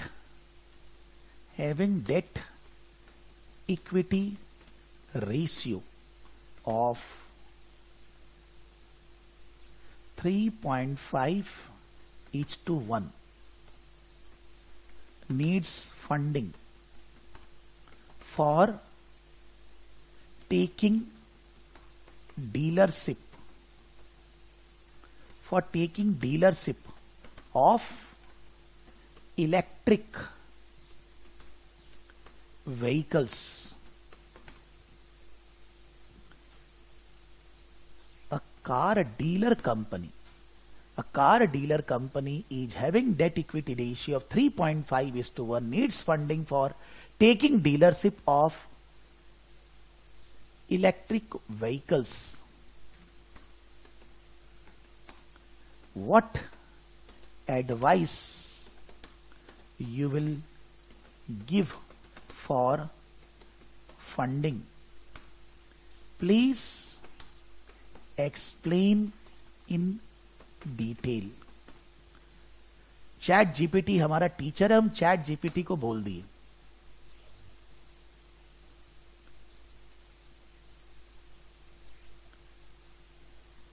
the research can never be better than this. If you do the research in Google, that's not good. This is बस chat GPT में research करने के लिए what is required? You need to give the prompt to chat GPT properly. आपको क्या चाहिए वो इसको बताना ठीक से पड़ेगा. If you don't give him proper way, what do you want to know? तब तक वो ठीक से आंसर देगा नहीं आपको. So maybe when you have given a prompt and it is not appropriate, आप prompt फिर से दीजिए उसको. So suppose when you are writing the answers, you are doing this. But अगर आप ये आंसर एग्जाम में लिख कर आएंगे, you will be able to score 20 to 30% marks. बोलेगा why? Because do they know the pre-seen material entire? कि भाई आपका ये प्री-सीन मटेरियल है जिसमें कब कार कंपनी है, जिसका इतना डीलर है, जिसका इतना ये है वो है. And at the same time the question in the exam will not be 2-लाइनर. क्वेश्चन एग्जाम में ऐसे 2 लाइन का थोड़ी ना होएगा. The way I have written the question will be giving you scenario. ये तो एबीसी चल रहा है. The question will be giving you scenario कि आप कौन सा कंपनी का डीलरशिप ले रहे हैं, क्या है वो, कितने साल से गाड़ी बना रहा है, नहीं बना रहा है. That all the things they will be giving in the question. वो आप कहां यूज कर रहे हैं? यहां नहीं यूज कर रहे. So it will help you to design an answer, but it is just helping you 20 to 30%. 70% घर से लाना होगा. 70% your pre-seen knowledge, 70% the situation knowledge need to be incorporated. और एग्जाम में तो चैट जीपीटी नहीं कर पाएंगे. How you will do? Exam में तो आपको अपने से ही सोचना है ना. सो आप शुरू का 1 महीना ये करिए, 1 month, बट फरवरी से ये सब नहीं कर सकते. You need to write in your own way. So chat GPT is one of the best teacher in the world. Student don't require teachers, believe me. अगर आपका मन में जुनून है और आप खुद से पढ़ सकते हैं, हर चीज पढ़ सकते हैं, डॉक्टरी, इंजीनियरिंग, सब कुछ. और उसके अलावा यूट्यूब में वीडियो भरती है सब दुनिया का हर का. तो कोई थोड़ी ना कि ट्यूशन जरूरी है सर. बट फिर भी ट्यूशन हो नहीं हो, मैं हूं कोई नहीं है, आपको एफर्ट्स तो देना पड़ेगा ना. Just by chat GPT if you read and you will think that कि मेरे को रीडिंग से हो गया. You will not say that I am not understanding anything. सब समझ में आएगा, बट उससे एग्जाम पास नहीं होएगा. You need to write this in your own language including everything. What is exactly asked? क्या लिख रहे हैं, कितना लिख रहे हैं, कितनी देर में लिख रहे हैं, 35 मिनट्स में मैंने क्या लिखा, नहीं लिखा, मॉडल, वो तो करना होगा. Research becomes much easier because of YouTube and chat GPT, but that doesn't mean that it will give result automatically. Human beings को अपना काम तो करना ही पड़ेगा सर. उसका तो कोई शॉर्टकट बनेगा नहीं जिंदगी में. वो रोबोट आएगा आपका घर सफा कर देगा, लेकिन रोबोट बनाने के लिए तो प्रोग्रामिंग करना होगा ना. So normally you can understand chat GPT is very easy way to do research. और अगर उससे कम समझ में आए तो आप यूट्यूब में चले जाइए. यूट्यूब में वीडियो में जो देखना है वो चीज लिखिए आप, आपको उसका वीडियो मिल जाएगा. सो research is very fast can be done. मान लीजिए आपको मेरा वीडियो IFRS 15 के ऊपर नहीं देखना है, चैट जीपीटी को बोलिए ऐसा सिचुएशन है, इसका रेवेन्यू रिकॉग्निशन कैसे करेंगे. अब वो चैट जीपीटी गलत भी बोल सकता है sir, there is no guarantee, but आपको कुछ फीलिंग तो आएगा ना। रिसर्च करने के बाद you will be writing the answers for 1 month, 1.5 month actually I am saying, from 17th of December till 31st of January, कोई टेंशन नहीं। बट ये कॉपी नहीं करना है, अपने लैंग्वेज में लिखना है, अपने हिसाब से लिखना है, जो सिचुएशन है, जो प्रीसीन है, उसको लेकर लिखना है। टाइम ज्यादा नहीं लगेगा, मेहनत हो सकता है कोई कोई जगह जो technical area, by reading just IFRS 15 you are not understanding with the write up, then see the video. लेकिन ये करना होएगा, you have to do this. If you don't do in writing you will not be able to pass the exam. और copy paste तो एकदम ही मत करना please भाई, यू विल टेक दिस। हम कर सकता है, मेरे को एग्जाम नहीं देना है, मैंने कॉपी पेस्ट करके आपको दिया, बोलेगा आप क्यों कर रहे हैं? हम क्लास में 360 डिग्री डिस्कस कर रहे हैं। मेरे को एग्जाम देना होता मैं भी कॉपी पेस्ट नहीं करूंगा, नहीं कर सकता, because then how I will think in the exam, how I will write the answer in the exam. तो research is easy but not like that the way you will be doing the research और उसका answer लिखेंगे, दोनों में अंतर है। You need to follow from the first class Tajamul. You can't write 5 page answer because in the exam you can't write, you need to write that much only which you can write in your own sentences from the first class only. ठीक है sir? नहीं तो फिर in that case maybe you are becoming hero in the class, but in the exam how we will pass sir? Because we are following a different technique to study in the class, but in the exam we need to follow totally different technique. So how we will pass? Because we are not prepared to pass the exam.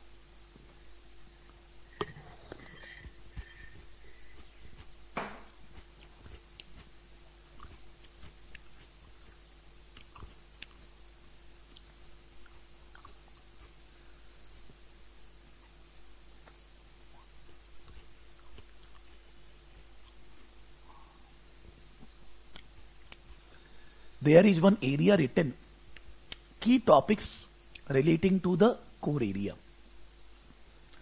So the first core area A is evaluate opportunities to add value. Seema Institute is saying that the core area A is evaluate opportunities to add value. In that, opportunities will be there, we need to become competitive.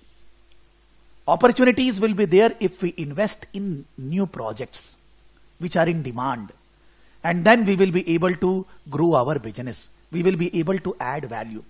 Opportunities will be there relating to whatever business we are doing, whatever model we are following, what changes in the model we can do, what changes are advisable. ऐसे करके 3-4 बात लिखा हुआ है। इसके अंदर technical area is what? Capital assets और capital projects. Capital assets और capital projects are slightly technical area. How come? Suppose like I was saying that they want to go for electric car franchise. They want to open a dealer for selling electric car. Obviously, we require a big investment in the land, building, furnitures, paying to the franchisee. It's a big amount of investment we require. How we will decide that whether we should be doing this or not? Whether it will add value, whether this opportunity is going to add value to the business, add value to our shareholders, stakeholders. क्या ये value add करेगा कि नहीं? I am a finance manager, so my ultimate objective is wealth maximization of the shareholders. Wealth maximization of shareholders means any project which we will be doing should be giving positive income, should be giving NPV positive, should be giving IRR greater than the cost of capital, should be payback faster, different capital investment decisions. Ab, when the question will be asked in the exam, they will be telling you कि आपका investment इतना लगने वाला है और आपका cash flow ये सब होने वाला है. Maybe they will calculate NPB also, question में निकाल कर दे देता है. and they have calculated NPV by a particular cost of capital. They have calculated IRR also. By the same data, they have calculated IRR also. And they are saying, they are asking you whether this project should be done or not. Because NPV is positive, IRR is this much percentage. So one of the director is saying that we should be doing this project, it is good. But another person is saying that we should not be doing this and all that. और आपको बोल रहे हैं कि आप बताइए करना क्या है. अल्टीमेटली क्वेश्चन क्या हो गया कि जो भी वो लोग कैलकुलेशन करके रखे हैं, based on that calculation you need to comment. You will say NPV positive, project should be done. But you need to more and more focus. Even though NPV positive, then the project may not be acceptable. बोलेगा कोई, कुछ ना कुछ तो लिखना होगा. Suppose they have calculated NPV by a particular cost of capital. You will start saying that since we have not offered electric car in the past, so the existing cost of capital WACC cannot be applicable for the new project. In the new project, risk is more. The market has not yet accepted electric cars so much. It needs to be developed still. So since risk is more, the payback will be longer. So we should be using higher rate of return. And if we use higher rate of return, the NPV will not be positive or maybe negative, or it will be reducing. This you can say as sensitivity also. कोई भी चीज को change करने से क्या फर्क पड़ेगा, you are saying sensitivity also. The second thing you can see that for this electric car company, maybe the NPV is positive. We need to check their electric car quality. Maybe we are required to pay less franchisee fee and all that. So for that reason, we are going to get earnings. But whether they will be able to capture the market, whether the customer will accept these electric cars or not. अब मान लीजिए टाटा का electric car और Elon Musk का, किसका लेंगे? I am not questioning Tata is bad, but फिर भी आप खुद ही सोचिए किसका कार लेंगे. Because Elon Musk has already sold his electric cars in many countries. Tesla Tata से बहुत ऊपर है, दोनों ही टी से चालू हो रहे, लेकिन टेस्ला का जो रिसर्च वगैरह किया हुआ है, जितना जो किया हुआ है, वो टाटा से ऊपर है. Even though in India T trust Tata, I like all the Tata company shares, any company, लेकिन फिर भी अभी के टाइम पे मैं बोलूंगा एलन मस्क का electric car will be better than Tata. So Elon Musk will be charging higher franchise fee. He will not be offering you the dealership franchise for a lower fee. तो क्या इस कारण से आप नहीं लोगे? Not a question mark. और electric car में होने से आपका एनपीवी पॉजिटिव है. साथ में आपको यह भी बोलना पड़ेगा electric car is environment friendly. So maybe the NPV is negative, maybe. Still we should be going for this because it is environment friendly. It will be increasing our image. It will be giving, protecting the environment for the society. That will be a big thing for the organization to be done. हर चीज तो केवल फायदे के लिए नहीं होता ना, कुछ चीज तो नॉन फाइनेंशियल एंगल से भी होता है.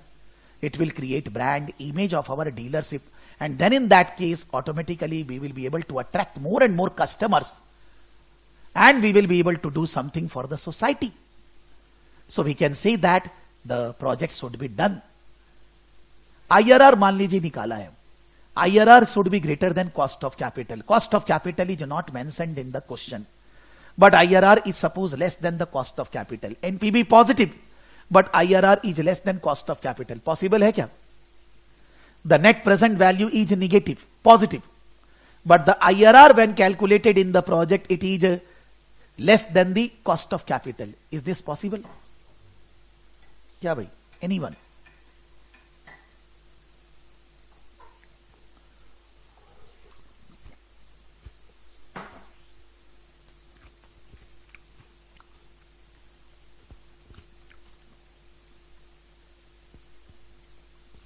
Not possible. Can you say that you score less than 80 and you will be declared pass by SEMA Institute? Or you score greater than 80 and SEMA Institute is saying that still you are not passed? Not possible, na? वैसे ही not possible. If we are calculating NPV and suppose we are using a rate of 10%, so जो भी cash flow हम लोग को मिलेगा, वो cash flow का present value 10% से लाए माइनस आउटफ्लो, एनपीवी आया, पॉजिटिव आया। इसका मतलब क्या है कि मैंने मान लीजिए project is of 1 year, I am investing 100 and after 1 year I am getting greater than 110. So if it is 110, the present value of 110 is 100 minus investment 100, 0. But if it is greater than 110, then say 112, then the present value will be greater than 100. Minus 100, it will be positive.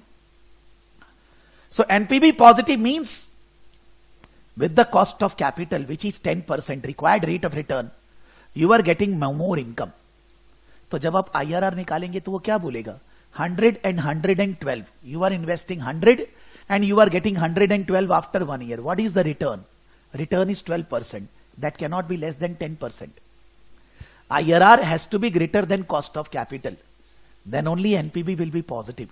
So अगर NPV positive है तो IRR cost of capital से ज्यादा होएगा ही, वो negative हो ही नहीं सकता। I don't need to go in calculation of NPV, but a simple basic understanding I need to have. What is this present value concept? 100 if 10% return required after 1 year, 110. 110 future value including your return and 100 present value excluding return. So when 110 you are calculating present value, you are excluding the return. Excluding the return means you are putting that return in your pocket. So when the present value is coming, that should cover the investment, because return तो you have already received. जब present value आया तो वो आपका investment से ज्यादा होना चाहिए, बराबर होना चाहिए। आपको सब मिल गया। आपको 10% चाहिए, 100 लगाया, 110 एक साल बाद मिला, हो गया। 110 present value at the rate of 10%, 110 you kept in pocket and 100 investment covered, हो गया। When the NPV 0, project should be done. When the NPV positive, it is bonanza. When you calculate IRR return, then the return will always be greater than 10% when the NPV is positive, because then you are getting more than 10%.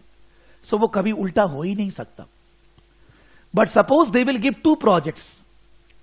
In one of the project NPV is higher than the other one, and in another project IRR is greater than the other one, A, B. We will take Elon Musk franchisee, then the NPV is greater than Tata. We will take Elon Musk franchisee, then IRR is less than Tata. NPV greater for Elon Musk, Tesla, but IRR greater for Tata. अभी क्या करें?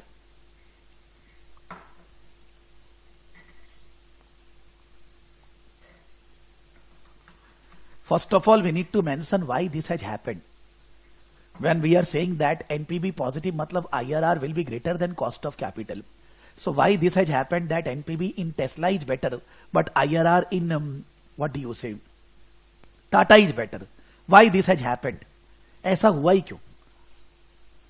Because your finance, your team members want to know this. Maybe you say the answer NPV I will prefer, but उनको ये चाहिए ऐसा क्यों हुआ?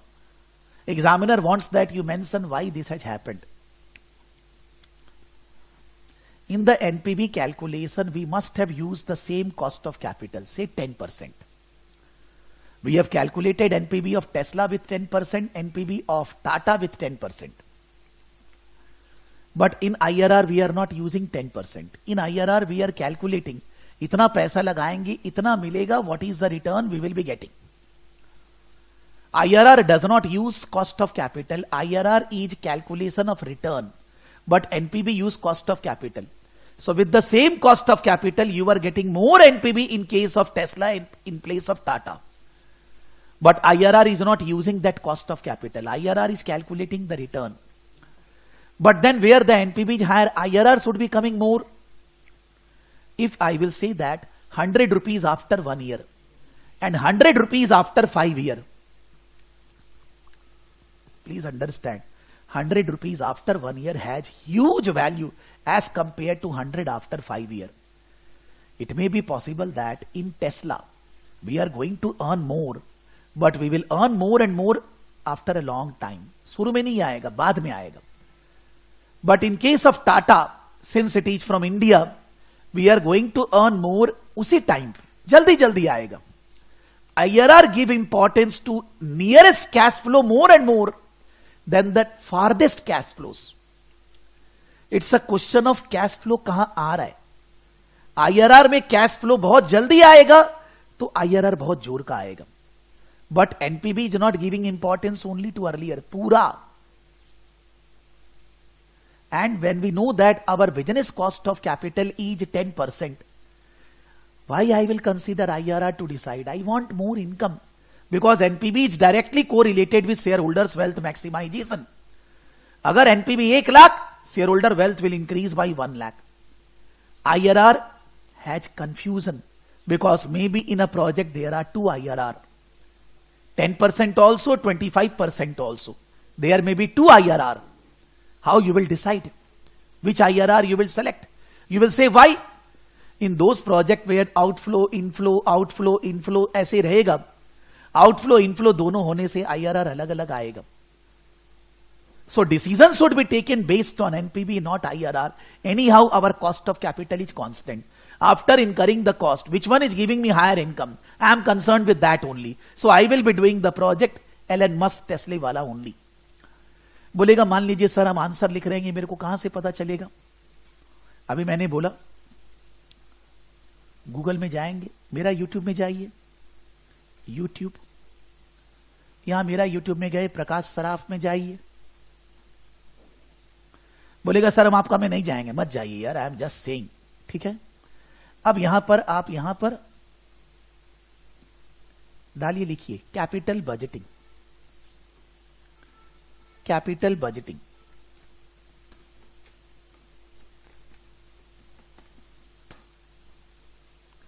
Capital budgeting का ये वीडियोज है. एक पार्ट ए या पार्ट बी, मे भी पुराना है, बट ये वीडियो के अंदर ABCD जितना वीडियो है मैंने सारा कैपिटल बजटिंग बता दिया. NPV, IRR, cash flow calculation, everything, सब कुछ बता दिया. मान लीजिए वीडियो को कर लीजिए. This video you need to do, video करने के टाइम पे स्पीड बढ़ा दीजिएगा. Like suppose when I am saying now, when you are doing recording, अभी ये वापस से थोड़ी ना सुनेंगे, इसको स्किप मारिए, वीडियो को 120% कर दीजिए, स्पीड 150 कर दीजिए, so that if the video is 3 hours you can complete in 2 hours, 1.5 hour. कुछ लिखना तो है नहीं, बस बेसिक अंडरस्टैंडिंग डेवलप करना है. If you think that you don't know something which you will be definitely analysing in coming 1 month, आपको हर समय ऐसा लगेगा ये नहीं आता है. This is also a technical part. Capital budgeting, NPV, IRR, payback, annual capital charge, accounting rate of return, a technical area. ये technical area के बारे में मैं वापस से बोलूंगा. When I will be giving you questions on core area A, then I will be discussing that. Obviously, आप भी रिसर्च करेंगे तो हम लोग 1 वीक के अंदर इसके बारे में एक अच्छा नॉलेज गैदर कर लेंगे. लेकिन वो knowledge you will be there with you when you write, not just by reading, not just by doing the class. जब तक आप लिख के उसके ऊपर पैराग्राफ बनाकर लिखेंगे नहीं अपने लैंग्वेज में, till that time you will not get confidence to write in the exam. तो फिर मान लीजिए इसी के ऊपर फिर क्वेश्चन बाद में दिया जाएगा मॉक पेपर में, फिर वहां प्रॉब्लम आएगा और फिर वही प्रॉब्लम एग्जाम में भी आ जाएगा. हर एक एरिया को पूरे रिसर्च के साथ कंप्लीट करना होगा. अभी आपको कोई नहीं बोल रहा कि आपको आंसर रिसर्च करे बगैर लिखना है. करिए, जानिए, मेरा वीडियो में जाइए, यूट्यूब में कहीं जाइए, चैट जीपीटी जाइए, गूगल जाइए, जहां जाना है जाइए भाई, कापलान का मटेरियल में जाइए, जहां जाना है जाइए, चुपचाप से आंसर लिख कर देना है.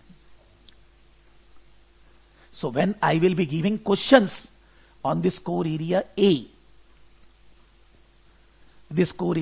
all these questions are there. The technical part is capital budgeting वाला, but the other part business model, हम लोग का क्या किस तरह से कार बेचते हैं, डीलरशिप खोलते हैं, फ्रेंचाइजी लेते हैं, कस्टमर को सेटिस्फाई करते हैं, आफ्टर सेल सर्विस करते हैं.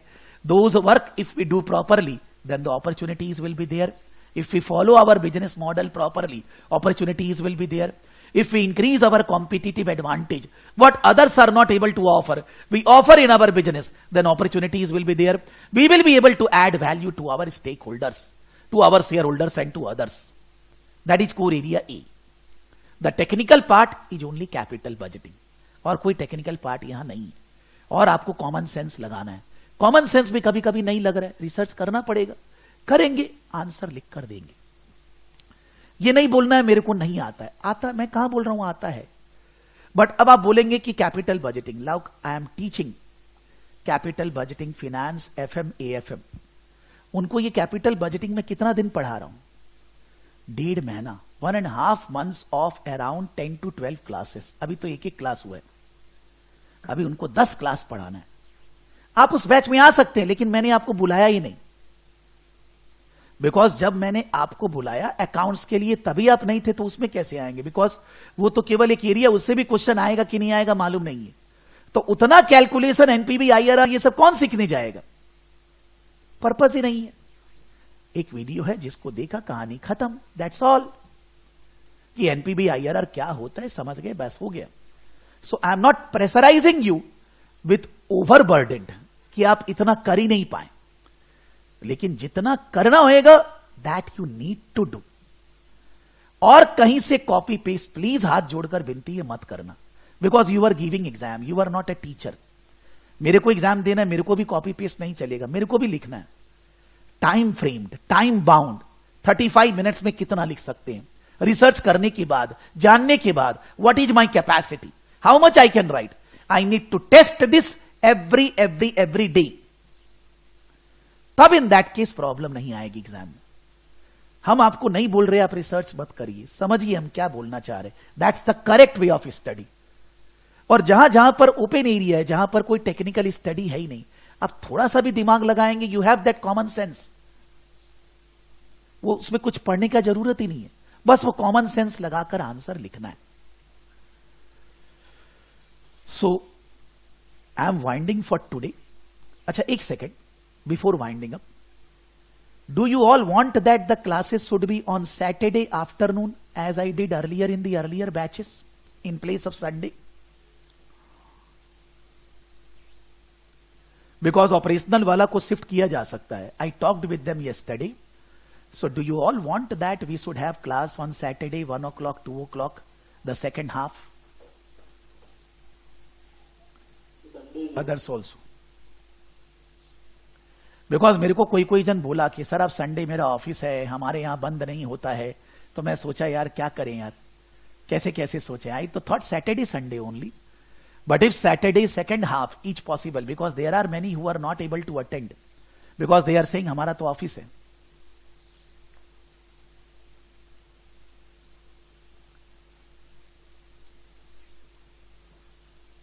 यस योर सैटरडे ऑफिस, अभी मैं करूं क्या यार, व्हाट शुड आई डू?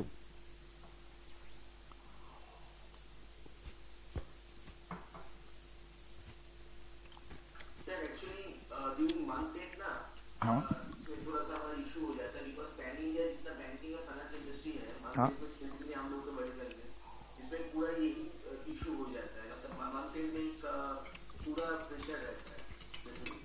तो सैटरडे सेकेंड हाफ ठीक है सर, मतलब अगर संडे बहुत ही सुविधा हो जाता है, बिकॉज नहीं तो नॉर्मल सैटरडे डे टाइम में इतना कॉल आना चालू हो जाता है, वो थोड़ा डिफिकल्ट जाता है।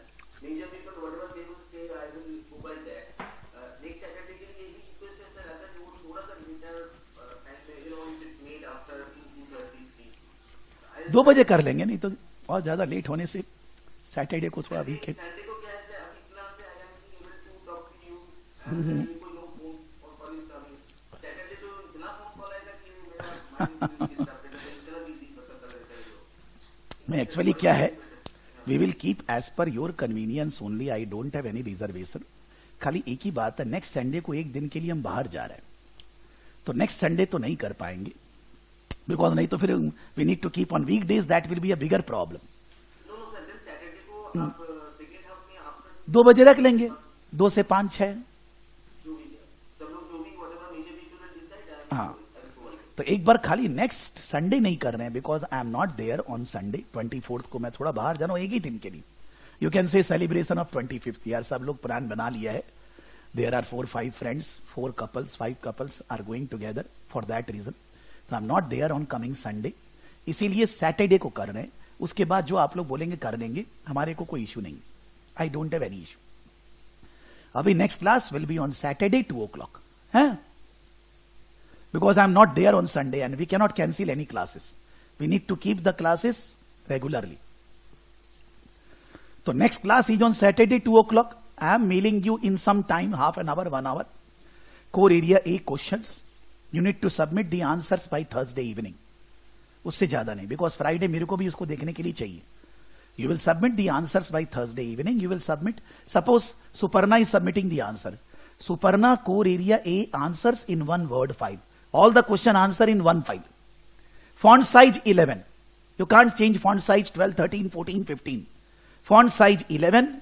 Suparna core area A answers in one single word file, not PDF. हम चेक कैसे करेगा? आपको वर्ड फाइल मेरे को मेल करना है. आप उसके लिए जो रिसर्च करना है, जहां से देखकर लिखना है लिखिए. बस लैंग्वेज अपना यूज करेंगे. Okay? I will be giving you questions in next 1 hour. 1 घंटा लग सकता है मेरे को, है? Okay sir. Thank you to all of you. Study hard. I will just say it is not difficult exam. Very open-ended. बहुत ज्यादा पढ़ाई नहीं करना है, लेकिन वो फॉलो करिए जो मैंने बोला. इतना देर मैंने 3 घंटा एक ही बात बोला है, तो वो फॉलो करने से कोई प्रॉब्लम नहीं आएगा. और जिन लोग का भी सीमा इंस्टीट्यूट का अगर फीस तो him yours and anybody due, try to complete by first week of January. Otherwise वो लोग प्रॉब्लम करेगा. हैं? Anybody who has not made the full payment to SEMA Institute, you want to give exam in February, you need to clear your dues to SEMA Institute by first week of January. एक चीज बोलना था. हाँ. ये मेरा जो fees है, तो that I have arranged tomorrow and fee. तो अंकित को I have called multiple times. हाँ. वो लोग सब छुट्टी हो गया ना सर. आप कॉल करने के पहले मेरे को बोलिएगा, हम बोलेगा, वो आपको कॉल कर लेगा. छुट्टी हो गया सब. हाँ, ठीक है, ठीक है. हाँ. If you call him and he is not picking up, you just message me. I will tell him to call you. Okay?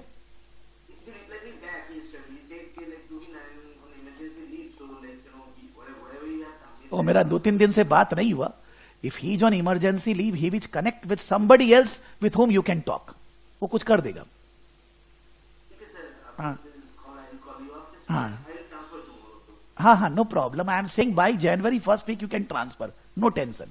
By 10th of January. तो अगर कल नहीं भी होता है, आप टेंशन मत लीजिए. ठीक है? क्योंकि अभी सबका छुट्टी है. सीमा, ACCA, CMA, CP, all institutes after 15th of December till 31st December they are on holiday. So the reply of mails, the communication with the institutes will be very less. वो लोग का तो ये नहीं है ना, दिवाली, दुर्गा पूजा, ईद सब मनाएंगे यार. वो लोग हैप्पी न्यू ईयर ही मनाता है यार. That's the international courses. 15 दिन कोई काम नहीं होता है. Even know exams also. Even though on demand exams also after 15th of December till 31st December you can't give. होता ही नहीं, एग्जाम भी नहीं होता. ठीक है? तो प्रॉब्लम होने से आपको मेरे को बोलना है, हम वो लोग से कनेक्ट करवाएंगे. आपको टेंशन नहीं लेना है. ओके, टाटा.